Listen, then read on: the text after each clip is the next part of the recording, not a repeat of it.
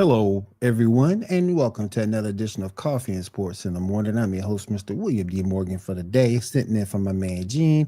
I got my brother from another mother, Mo Better here. Mo, what's up, man? How you doing today? Oh, bro, I can't hear you. You're on mute. There you go. Oh, hold on, still can't hear you, bro.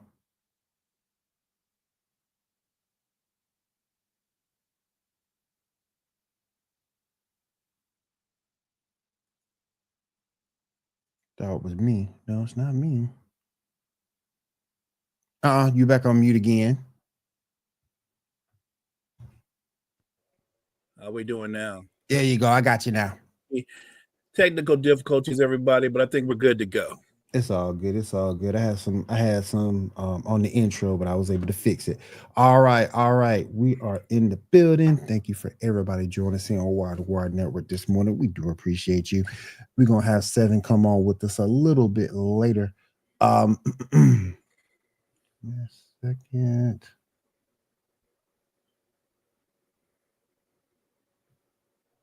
All right, let's go ahead and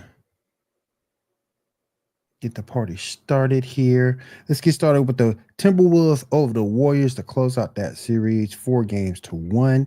Timberwolves get the win 121 to 110. Anthony Edwards, 22.7 rebounds, 12 assists. Julius Randle had a big game, 28 points, 8 rebounds, 5 assists. Rudy Gobert, 17 points and 8 rebounds for the Timberwolves. The Warriors, Prekinski, 28.6 rebounds, 4 assists. Jonathan Kaminga, 26 points, 3 rebounds. Jimmy Butler, 17.6 rebounds, 6 assists. Mo, as the Warriors lose, rather. How do you fix the Warriors? How can we fix them? Nobody can be a championship team again. As that game was playing out, I was having the same thoughts about the Warriors as I had about the Cavaliers and some other teams looking into their futures. There is no easy fix for the Warriors because their 3 core players are 35 and older. And they'll be older they'll be that much older next year. Like a lot of people were like, we haven't seen playoff Jimmy, but a game or two in the postseason. And what I was trying to explain to them that playoff Jimmy was 2 years ago. He's 2 years older. His body has more wear and tear on him. And even by his own admission, he came to Golden State to be Robin to Steph Curry's Batman. Well, Batman was out for the rest of the series. You just had Robin. I've watched a lot of superhero movies. In no scenario did Robin ever save the day. So I don't know how you fix them because they don't have a lot of assets. The assets they do have, I don't know what you think you would get in return. Jonathan Kaminga is going to be a restricted free agent. Yep. A talented player, but you don't build around a Kaminga. He has a natural instinct to score, but he's not a good defender. I would just say if I'm the Warriors and you want to move him, maybe you sign and trade him because they don't believe in him. If they believed in him, his minutes wouldn't be as sporadic. He was in and out the rotation, if I'm not mistaken. Right. So what people forget about is they look at the points and go, man, he can score. But he's often out of position defensively in rotations. He's not an instinctive defensive player, and he's not really a consistent offensive player. He was terrific in this series. But I don't, like I said, I don't think you build around a Kaminga. I think his lane in the NBA is a guy that can give you instant offense off the bench, which is a valuable asset. But again, I'm talking about a Warriors team that core 3 players are 35 and older. Right. They need a major asset added to what they have. The question is, what do they have to give up to achieve the asset? Like immediately Warriors fans go, we got to trade for Giannis. And I'm like, everybody wants to trade for Giannis.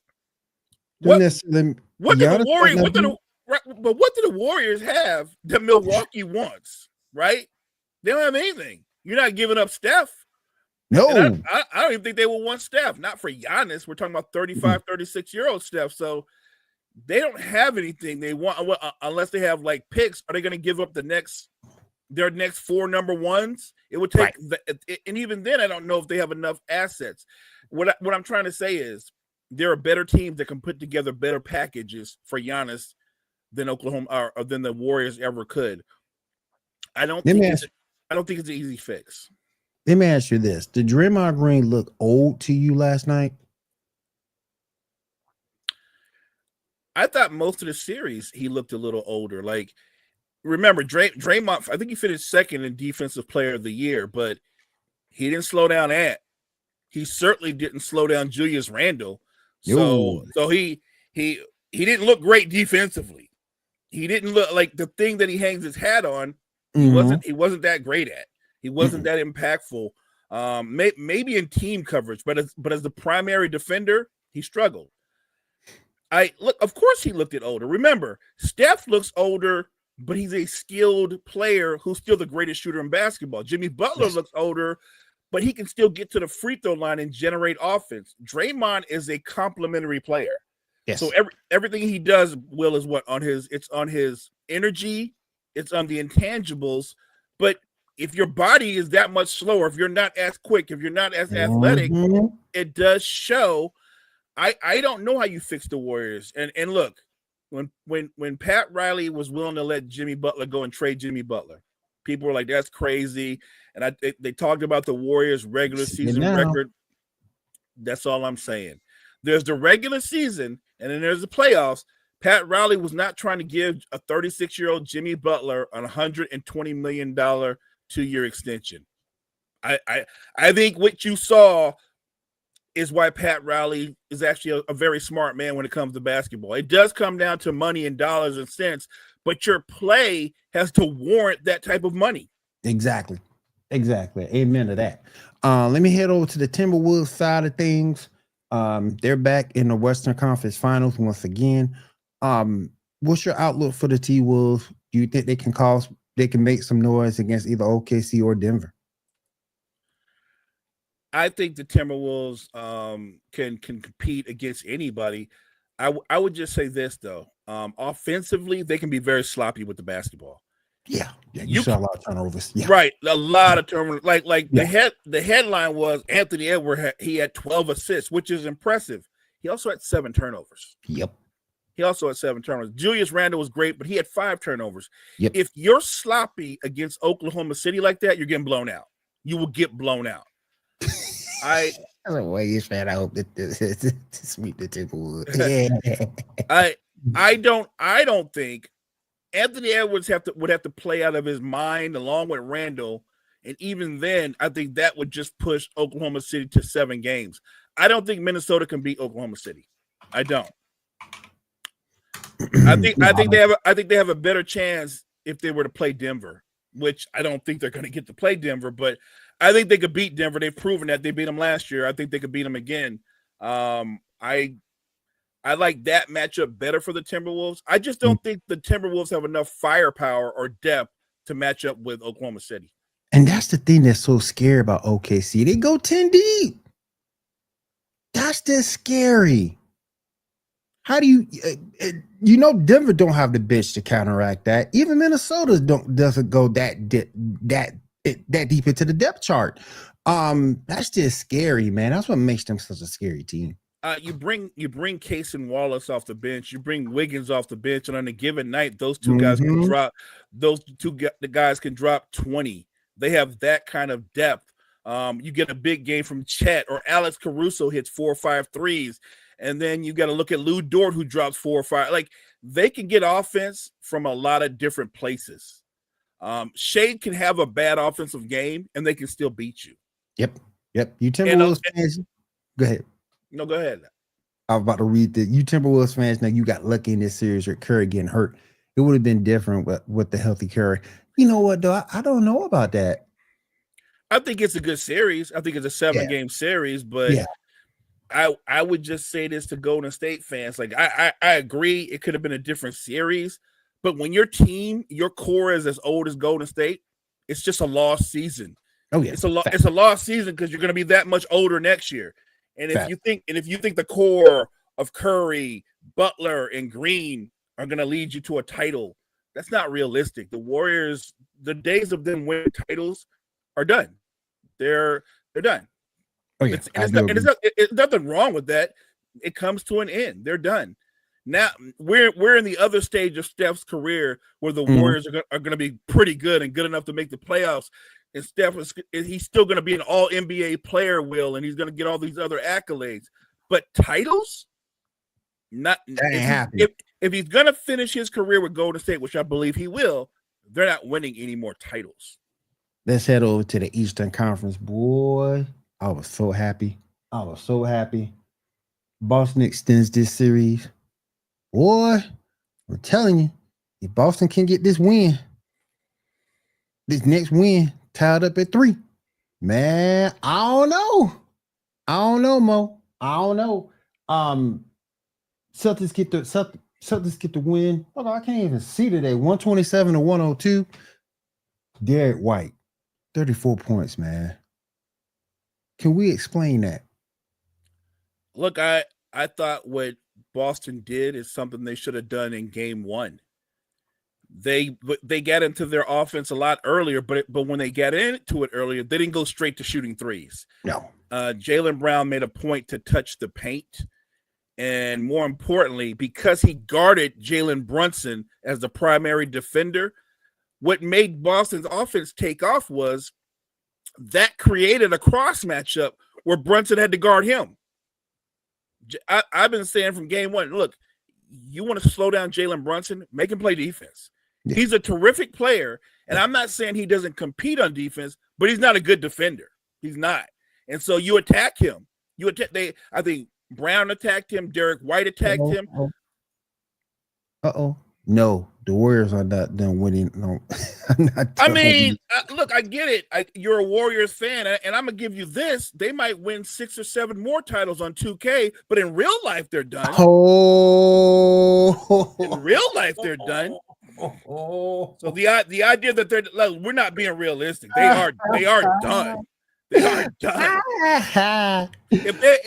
Here's the reality. If they were going to go on a run, it would have been this year. Right. You do know next year Dallas will be better. You do know next year San Antonio is going to jump into the playoff spot. The Warriors aren't going to be able to beat San Antonio in a series. They're not going to be able to beat a better Minnesota in a series. They're not going to be able to. It's not going to happen. It's not realistic. The Warriors get bigger in the offseason. Yeah, I mean, look. Should have won them. Right. If was the 5th, we could all get drunk. Exactly. The problem is the Warriors are in a Western Conference where everybody is younger and more talented overall. Yep. They're not going to be better than OKC. They're not going to be better than Denver. Like, they would need to make a major trade that show me where it is. Show me where it is. Because outside of a major trade that shakes up the NBA, the Golden State Warriors are a playoff team. And I mean a playoff team that might win a first-round series and then get knocked out in the second round. The point I'm making, Will, is big picture, they're no longer title contenders. No. That's the difference. They're going to make the playoffs, but they're not winning titles. We got Jaylen Brown with 26 points, 8 rebounds, 12 assists last night. Mr. Pritchard, 17 points, 5 rebounds, 3 assists. For the Knicks, we had your boy Hart, 24 points, 7 rebounds, 2 assists. Jalen Brunson, 22 points, 1 rebound, 6 assists. Karl Anthony Towns at 19 points, 8 rebounds. Man, if Boston comes back to win this series, what does that tell you about Boston? If they come back to win. Look, you could go with harder champion, and they're mentally tougher than maybe people thought initially in this series. Look, I'm not going to go so far to say they're going to come back and win. I was pleasantly surprised with them winning last night. I know a lot of people said they could do it for pride. It's one thing to say you want to do it for pride. To go out there and do it and apply it to the game was impressive. More importantly, in the third quarter, the quarters that the Celtics have been getting walked down in, they dominated the third quarter, outplayed the Knicks. They had lost all the third quarters. Yep. They dominated the third quarter. And all of a sudden, Al Horford remembered how to shoot. Drew Holiday remembered how to shoot. Like, everybody remembered how to shoot, not named Porzingis. He sucked this series. Yes, Right, right. I mean, he was so bad. He was so bad that they'd actually be better off not playing him. They don't need to play him. Whatever illness he has, let's just assume that he's not over it because he's been horrible. He's been a liability. I think there's a shot, right? You go back to Madison Square Garden. It's Game 6. The Knicks want to close out, right? You don't want to go back for a Game 7. I don't care if Tatum's there or not. So the Knicks want to close out. I'll put it this way: if the Knicks don't come out with a knockout punch and we have a relatively close game, Will, going into the fourth quarter, I think even though it's favored the Knicks early in the series, Boston is playing with house money right now, Will, right? They're not supposed to win now. Yep. So I think they come in there loose, cocky, aggressive. I think Game 6 will be the best game of the series. They can go for broke. Yes. They can go for broke. They have nothing to lose now, and everything to gain. And now it shifts because the Knicks, they know they need to close out in Game 6. Let me go ahead. I got some general NBA news here. I'm gonna bring in my man Seven. There's some news that came in about Mr. LeBron James, Mr. LeBron Raymond James. Seven, how you doing, man? How you doing today? His full name is LeBronathan, and you need to say it correct. LeBronathan. How you doing today, bro? Man, doing good. Glad to be here. All right. Now, it's being reported that LeBron James will likely opt out of his player option and sign a 2-year, $105 million deal with the Lakers with a player option in year 2. This paves the way for LeBron to potentially team up with both Bronny and Bryce. Come on now. Oh, Jesus Christ. Come on now.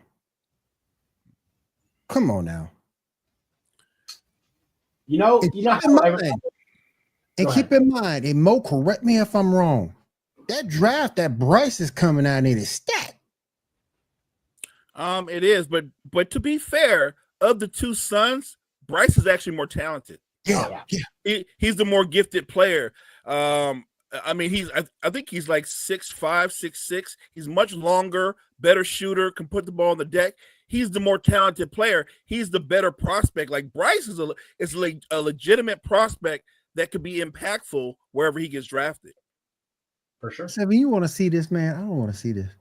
I'm starting to feel like, you know how all of us had that ex-girlfriend that would just throw ideas to try and make the relationship work. And first it started with something freaky, and they're like, oh wait, let's move on to the threesome. That's what LeBron's doing right now, just grasping at straws, getting desperate. Dude, just retire. Everybody respects your ability. It's okay. You've got nothing left to prove. Please, for the love of God, quit distracting everybody. It's getting frustrating at this point. Facts. Now he's I think Seven hit on it.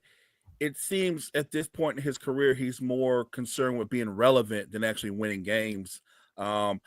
He could stand on his career. He could stop right now today and stand on his career. And if he doesn't do anything else on the basketball court, what he's already established is I'm in that one conversation with that one guy that nobody else is. Like, he will be in that conversation till the end of time. He's there. He doesn't have to do anything else. He can walk away right now, and he's good. His legacy is good. It's great. Absolutely. Now, there's also a certain LeBron Glazer in one Mr. Nick Wright that said yesterday that he would like to see LeBron James go back to Cleveland. Bruh. Me too. Severus Snape needs to stop talking out of his ass. Okay? Why? That's my question. Why? There's nothing. You get nothing out of this. Cleveland would go backwards as a team if LeBron goes back to Cleveland, because they need help that LeBron can't provide right now. Cleveland's on the cusp of a seriously great team for the first time since LeBron was there. Why would you want to mess that up if you truly care about Cleveland if you're LeBron? That's an interesting thought for a minute. So hear me out. Just being honest, because one of the things we can give LeBron credit for is what he still is today as a player. Yes. Isn't LeBron still better than Donovan Mitchell? He is, right? Like, we could agree with that. Like, I love Donovan Mitchell, but LeBron James is a better basketball player even right now. I agree, but and if you think you're built to win now, never mind is LeBron going to be there for 10 years. If you were the Cavaliers and he came back and he got you a title, let's say he signs a 3-year deal, he gets you a title in year 1 and you don't do anything the other 2 years, wouldn't you say it's worth it? It is, but and you do have a point if you want to just win one now. But if you if you more intentionally deal with the liabilities of Donovan Mitchell and Max Strus and improve those positions intentionally with long-term options, you're not just looking at one title. You're looking at maybe 2 or 3 in the next 10 years. Right, but that's one of those hypotheticals that could go the other way. You could get no titles. You could make all the moves and get no titles. Like I'm not killing Donovan Mitchell. I'm actually a huge fan of Donovan Mitchell. I think though I've been left with the question, is Donovan Mitchell capable of being the best player on a title winning team? And I would say no. That doesn't mean that he can't be part of a title winning team. I just don't think he can be your centerpiece. So do you so what do you do at that point? Let's say we leave Donovan Mitchell and now we focus on Max Strus, because I don't think anybody can disagree with the fact that Max Strus was absolutely no help to Cleveland in this series the way that he should have been if he was one of the guys. Who can you get to replace him? I mean, are you looking at trying to see if you can grab Devin Booker and put him in that slot? Are you where are you going to go?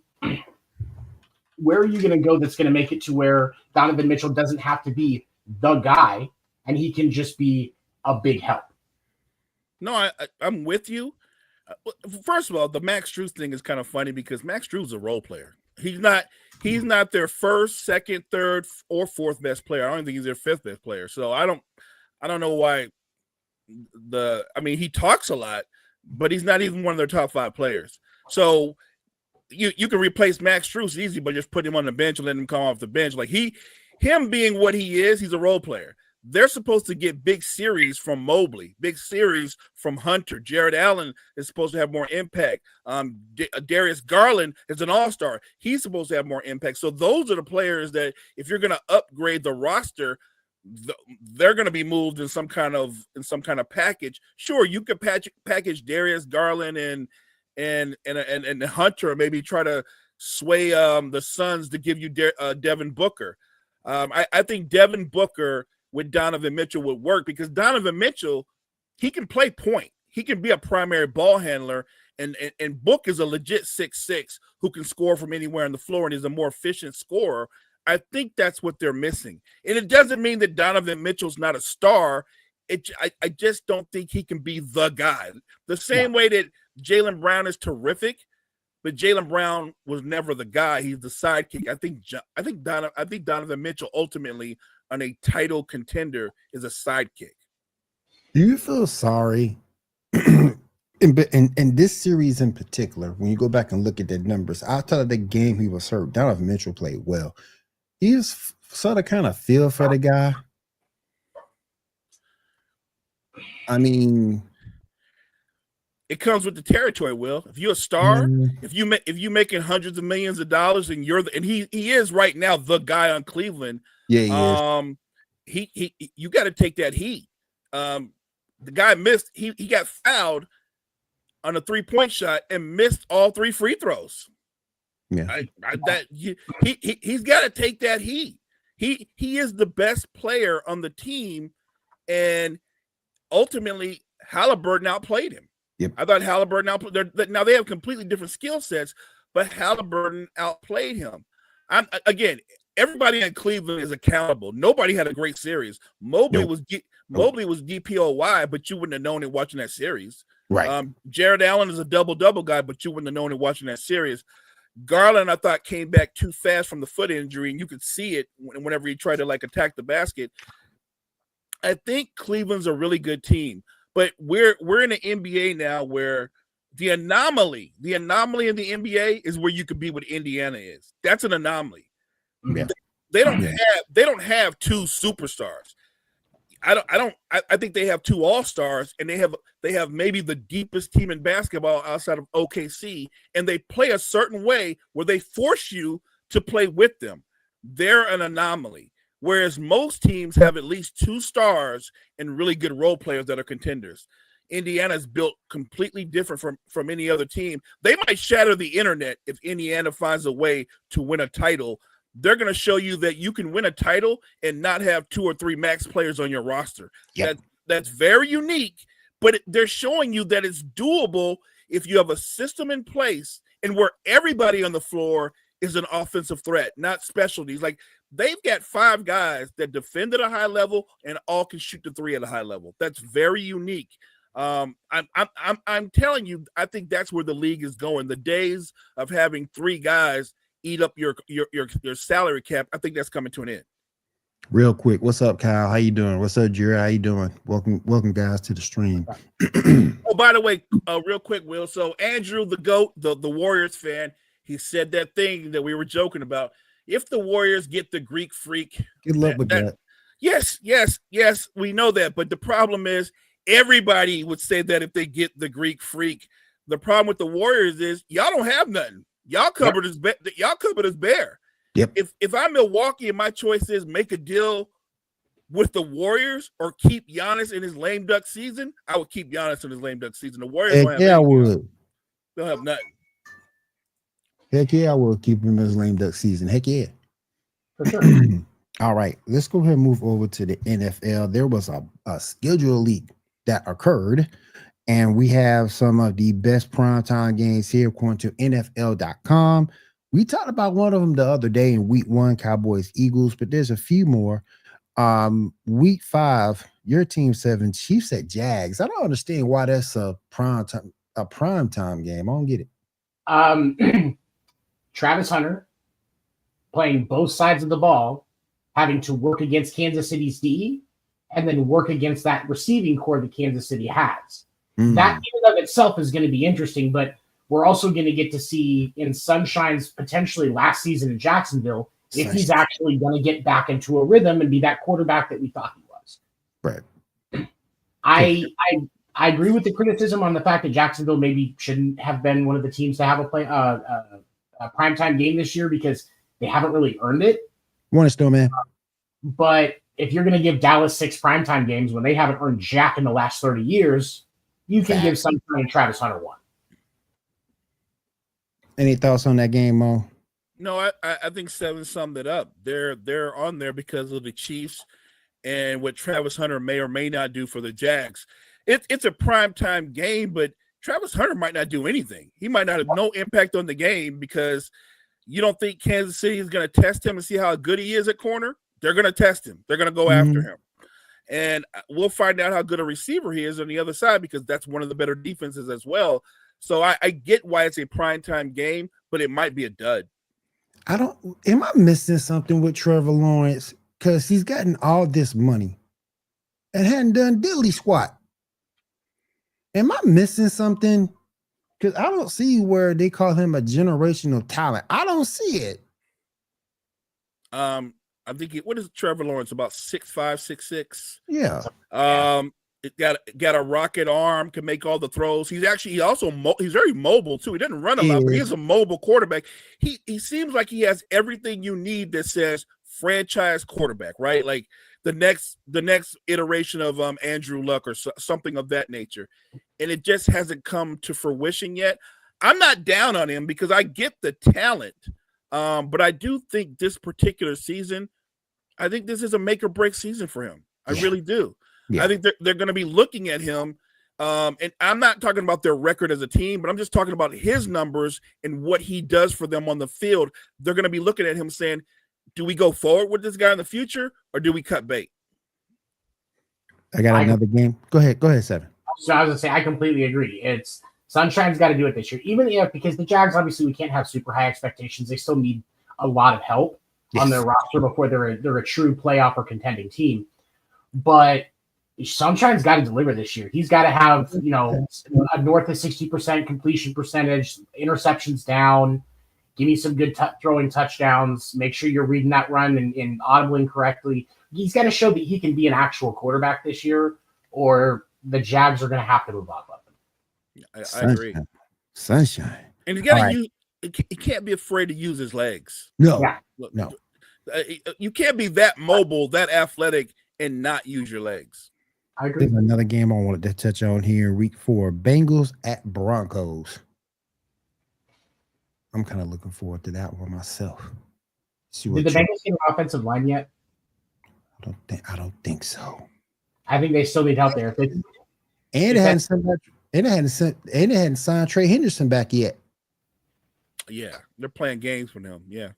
Yeah, that's going to be a game for Denver to just stunt unless they get some stuff closed up, because the Bengals front office is completely dropping the career of Joe Burrow right now, and he very well could be the next Andrew Luck and just bow out early and walk into the sunset, enjoy some TV deals after a little bit of a break, and hopefully recovering from some of the CTE he's going to have from all those sacks he's had to take. Yeah, because they're completely leaving him out to dry. And even as a Chiefs fan, I feel bad for Joe Burrow because he should have better protection. It's obscene. I think 7 is spot on. They secured both wide receivers, which is great. But it doesn't matter if your quarterback is on his back most of the game or running for his life.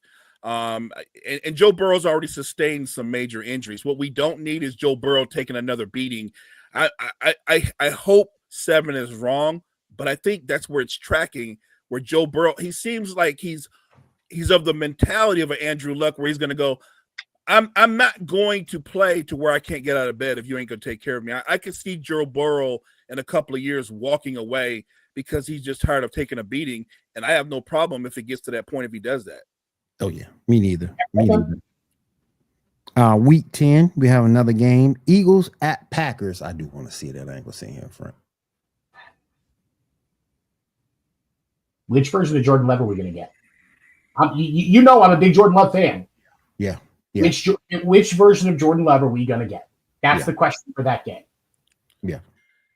It better be the Jordan Love that doesn't put the ball in harm's way, because that Eagles defense is a problem, especially the front 7. So you're going to have to make smart, quick decisions against that defensive line. And that wide receiver core for the Packers, has got to stay healthy. They got to stay healthy. They need Reed. They need everybody to stay healthy. Week 17, Broncos at Chiefs. That's going to decide the division. I'm calling it. It's a couple of years ago, we thought the AFC West was going to be the most stacked division in football. Mm-hmm. At the time, there was legitimate reason to believe that. This year, it's not just believing it. Look at the rest of the division. The Raiders are going to be better. They're still not going to be a super competitive team, but they're going to ruin. I would say they get a win against Denver and they get a win against the Chiefs. They're going to squeak it out somehow, or somebody's going to have a bad game, something like that. But Denver and the Chargers, they are not going to be a joke this year. Bo Nix is the truth. Justin Herbert has weapons and protections and a good coach behind it. Those 3 teams are going to be fighting until the last week of the season, but I think the Week 17 Chiefs and Broncos is going to decide the AFC West. That division is going to be a tough division because, to Seven's point, Denver's got their guy, and now they have one of the better defenses in football. Mm-hmm. Jim Harbaugh, even though Justin Herbert's the guy, it's about running first. They're going to run first. Harbaugh's going to run the ball and use the pass as a compliment. He's going to build out that defense. Even the Raiders, who still have a lot of holes to fill, I don't think anybody's an easy out in that division. But I do agree that the Chiefs versus the Broncos is ultimately going to. You're talking about 2 of the better defenses in football, and the question with the Chiefs will be: are they going to be able to generate more offense than they did last year? Because last year they struggled generating offense and scoring points. I think this year they've tried to add some pieces to address that. I would argue that as Bo Nix continues to progress, the Broncos might have the better offense of the two. Kansas City's problem on offense is protection for Patrick Mahomes. It's not as bad as it is in Cincinnati, but they need to protect Patrick Mahomes. And when it's been proven, the last year that they won the Super Bowl 2 years ago, they had just enough protection for Patrick Mahomes, and they did what they needed to do. Juwan Taylor was a liability. Yep. Liability. Dude couldn't line up correctly, was giving away penalties left and right. And that caused a lot of problems for Kansas City because they had to try and move stuff around to get it right because of injuries and stuff like that. It just didn't work. And that's why Kansas City lost the way that they did. Steven, you're a Chiefs fan. Let me ask you this. Are there any concerns with what type of season you're going to get from Travis Kelce this year? No, because I think what's going to happen is Travis Kelce is going to be slightly more of a distraction. But the league doesn't realize that Noah Gray is taking over for Travis Kelce and is going to be even better. But what it is he's not quite as good at Kelce at receiving. He is a much better blocker. And so that's going to put Kansas City in a better position because of that, first of all. And second of all, people are going to get to see just how good Noah Gray is. And I think they picked up another tight end in the draft or signed an undrafted free agent. Like there's some options that they're funneling in because Kansas City somehow has the ability to develop solid tight ends really well. And I think this year is going to be the Noah Gray coming out party. But we're still going to see Travis Kelce probably have, an 900-yard season, probably have 5-6 touchdowns. And he's just going to be doing what he can, more presence than production, to help Kansas City get through this season and try to contend for another Super Bowl. And one real quick question too, Seven. What role will the run game play in the Chiefs' offense this year? I think they push. I think a lot of it's going to depend on protection because Andy Reid can adjust. I mean, one of the better offensive minds in football. If the pass protection is not going to be there, we're going to see Kareem Hunt and one of the other running backs on the Kansas City Chiefs both have 1,000-yard seasons. It's going to happen. And I say it like that because I don't think there's going to be like a 2,000-yard season or anything, simply because Andy Reid's a big fan of running back by committee. So, but we'll see Kareem Hunt, at least flirt with 1,000-yard season. We'll see. They just grabbed, I'm trying to remember it off the top of my head, and it's not working, but they just grabbed another running back. I know this. You ain't got to worry about CH no more because we got him. Well, Pacheco's going to be back this year because he was injured. Yep. It was Pacheco that I was thinking of. Pacheco's going to be back from injury. And you mean to tell me that kid, after everything that he went through last year and then them falling short in the Super Bowl, he probably feels like if he was there, they would have made more noise. Pacheco's going to run angry this year, and he's going to cut through a lot of front sevens. Yeah. He's going to cut it up. So I would not be surprised if Kansas City is more of a running team this year, but a lot of it's going to depend on what they're able to do with that line. And then again, I wanted to discuss Week 6 Bears at Commanders. I'm looking forward to that one too, because we get to see it. We get to see how that Bears offense is looking under Ben Johnson. We also get to see if the Commanders have gotten better as a team, and we also get to see Mr. Deebo Samuels as a commander. What do you guys think? Don't do Deebo like that, man.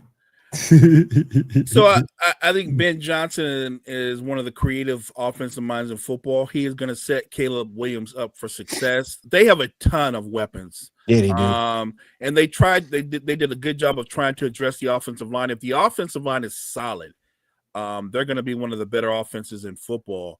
I have a bigger question about the Commanders coming into the season, because as good as they were, let's not forget, they won a lot of last-minute games, a lot of cardiac games that could have gone either way. So it's weird because I think Daniels could turn around and be better in year 2, but the team's record might not be as good. I don't think they're not going to have all that cardiac kid. I just don't think their record will be as good as it was last year. So I do think I don't care about all the additions. I think they take a step back. And remember this. He was a rookie last year. You know how this goes. The league adjusts to rookies quarterbacks. And then the rookie quarterback in his sophomore year, it's up to him to adjust to the league adjusting to him. CJ Stroud had that happen to him, and he struggled. He struggled when the league adjusted to him. The same's going to be true of Daniels this year in Washington. So we'll see. I think there's going to be two things at play in this game. First of all, as we talked about with the moves, like Kyle in the chat said, the Bears made a lot of smart moves in the offseason. One thing that we have as we go into the season, Caleb Williams will not have an excuse this year, barring something catastrophic. There was no excuse for Caleb Williams this year. So on the flip side, like you said, there's tape on Daniels now, but that offense could be one of the highest performing offenses in the league if everybody does their job. Brian Robinson and Austin Eckler are your running backs. Terry McLaurin, Deebo Samuel, and Noah Brown are your wide receivers. I hate Brian Robinson.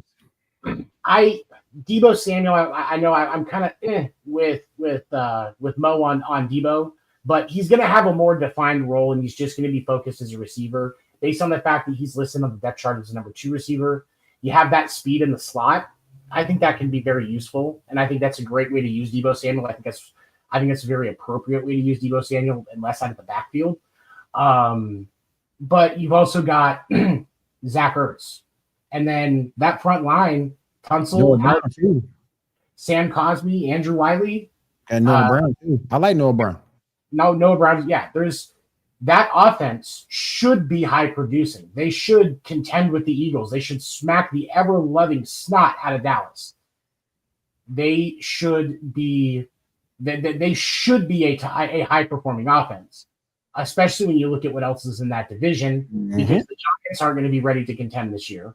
So they should be fighting with Philadelphia for the division, but it's about execution because, like Mo said, now you have tape on Daniels. Side note, guys, how many touchdowns Sierra Husband's going to throw for as a Giant? 5. He said 5. He might be.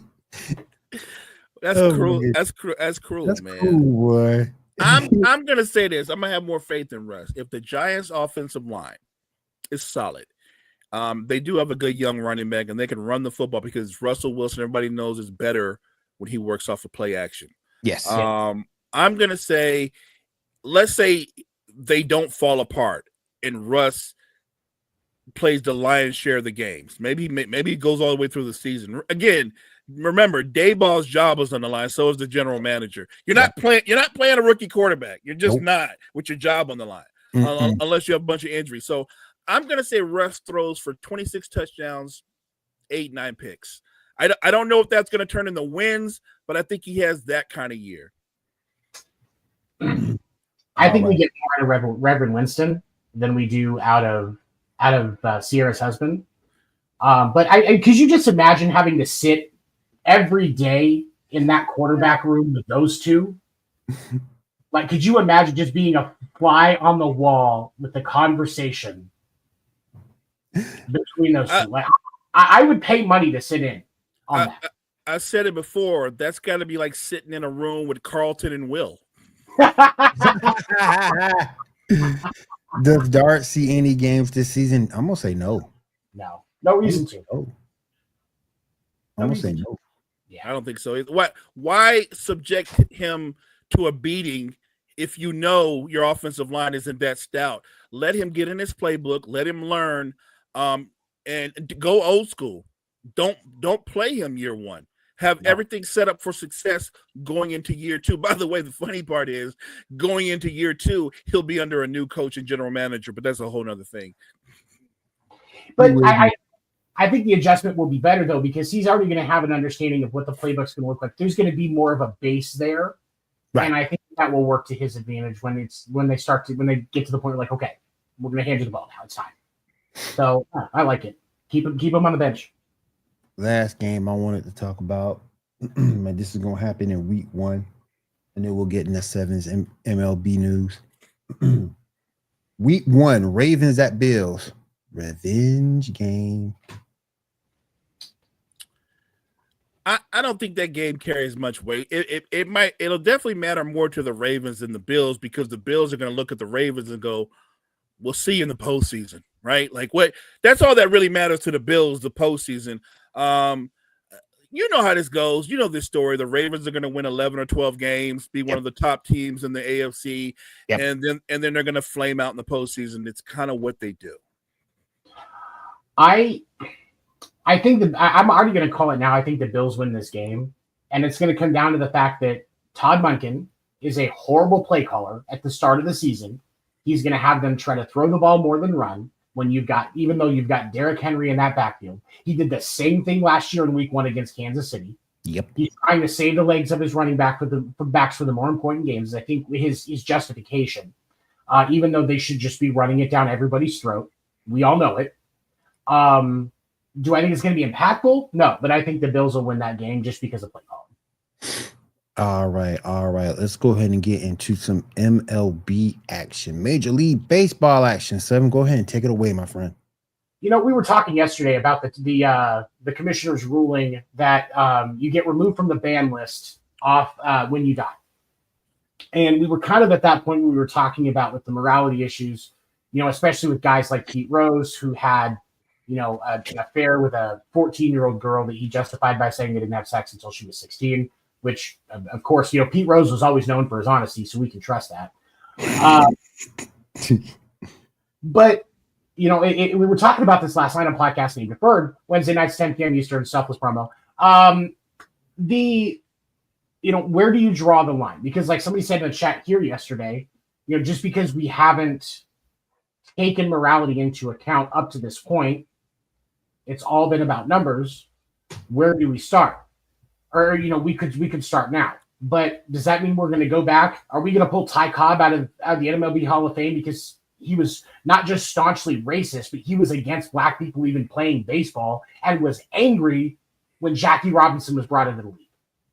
Are we gonna pull the racist guy out? Because that's a pretty big problem. Racism. Yeah. He was a very angry and hateful person. He got into fights. He was not a good guy, but he's in because of what he did on the field. So if we just look at on-field production, Pete Rose should get in. Would you guys agree? Yep, I would. Mo? Yeah, his career is a Hall of Fame career. I don't think anybody disputes his career. But so but on the flip side, and this is kind of where we got last night, and it was so if we're going to just count it as on-field production, okay. So now let's slip back to Shoeless Joe and Buck Weaver. Buck Weaver's offense was that he knew what was going on with the fixing the World Series, but didn't say anything. That's all.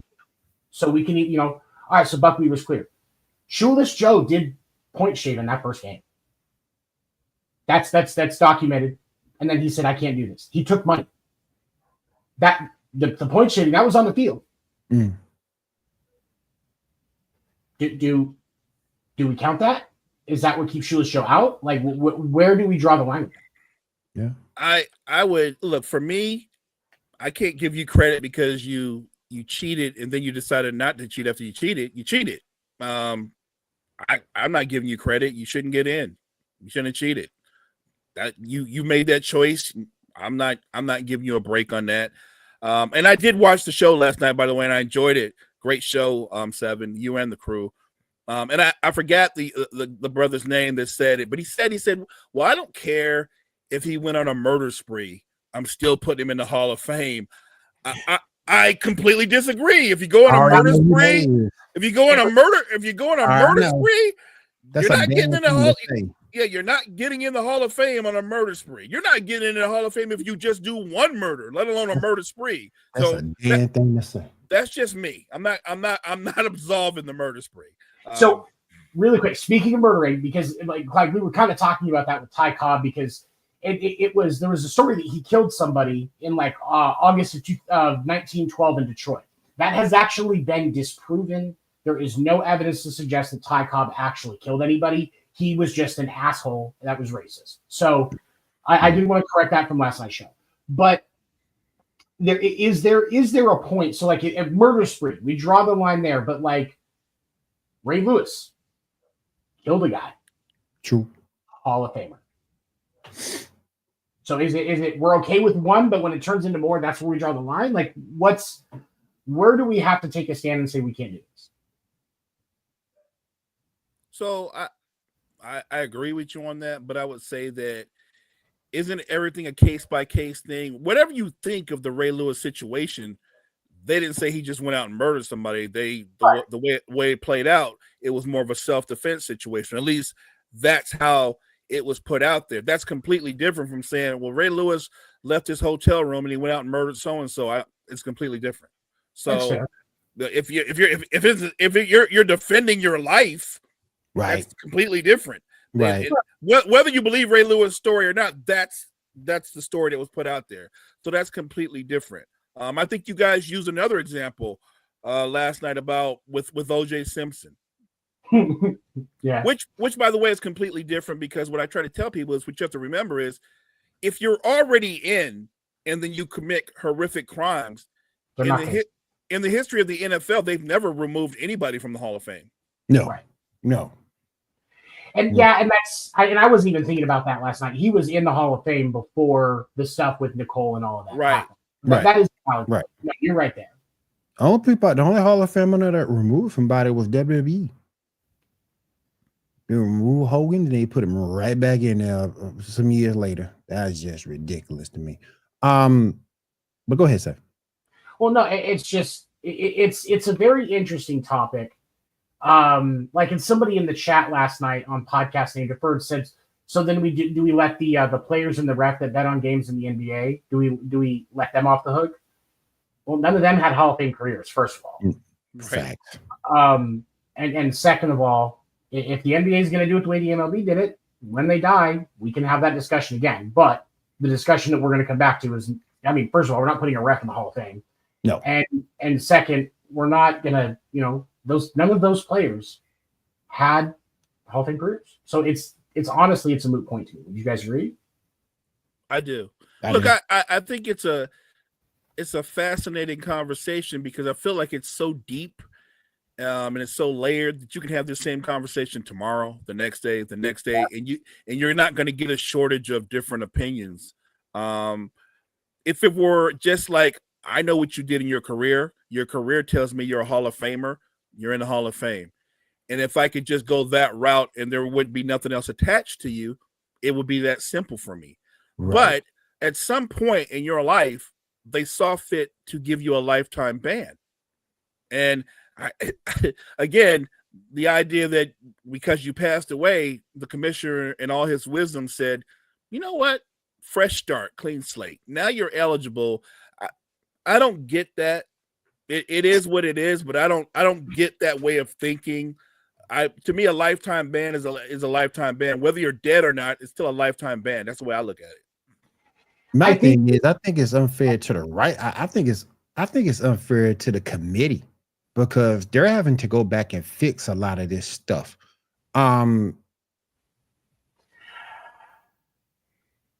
Fix? Yeah. Maybe I'm using the wrong word. I mean, debate. I mean, because remember, with the Classic Era Committee, it's not just writers. There's a few writers. It's also executives. Yep. Former executive, former coaches, and former players that are all in the Hall of Fame to combine this. And so I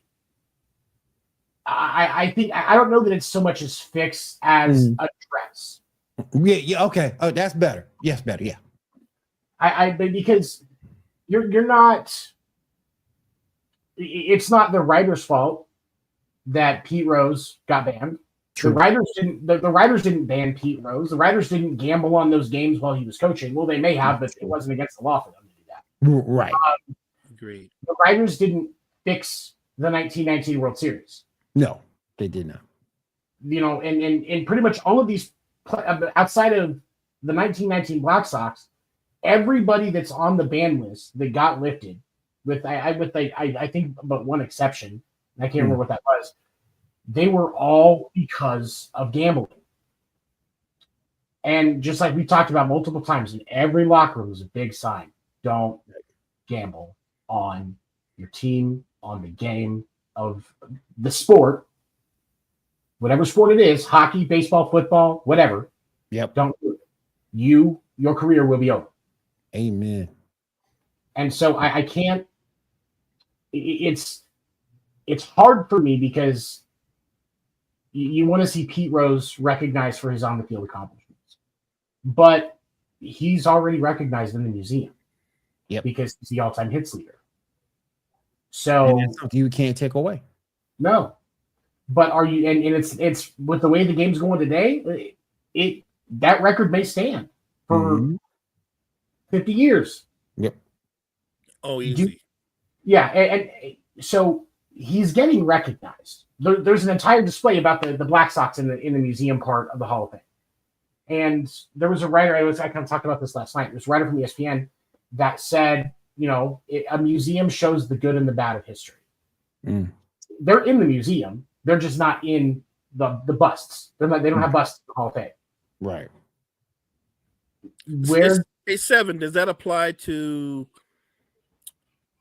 Bonds and some of those guys? Are they in the museum? Any kind of right? Because obviously they're great players, but are they in the museum as well or no? Well, Bonds has the home run record, right? So he's in the museum, and I'm pretty sure that Clemens has at least one or two records. I have to go back and look at. But I'm pretty sure he has at least one or two records. And if you're a record holder, you're in the museum, right? They kind of keep. They're pretty good about keeping that stuff up. They've got a picture, the stats, and some game worn gear in a display. Usually is how they do it with all of those guys. So yeah, he's in the museum. I do believe with Bonds, Clemens, Palmeiro, and some of those other guys in the steroid era,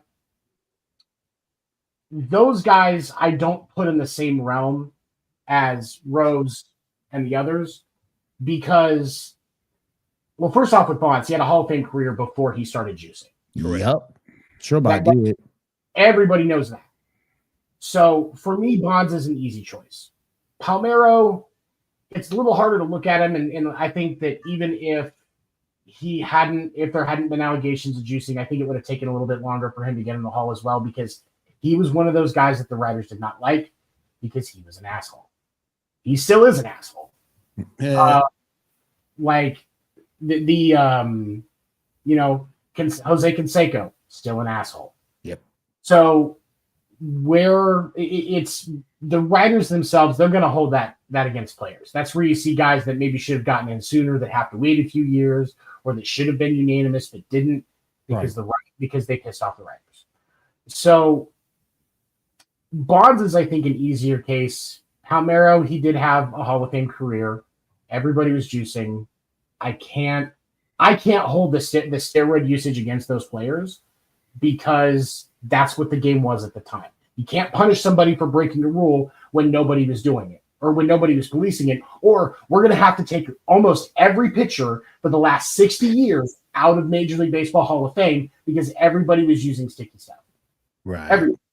That was, the Pine Tar. Yep. Got them that far? No. Pine Tar. My guy, Phil Negro. All right, you guys. Stephen, thank you for that. I do appreciate your take on MLB this morning. Appreciate you. As we go ahead and wrap everything up here for Coffee and Sports in the Morning, Mo, go ahead and take us out, my friend. Hey, thank you guys so much for joining us. Make sure you check out all the great content we have. Wire to Wire Network. We appreciate you. For Seven, for Mo Better, for myself, we'll see you again next week right here on Coffee and Sports in the Morning on Wire to Wire Sports. Everyone have a great day.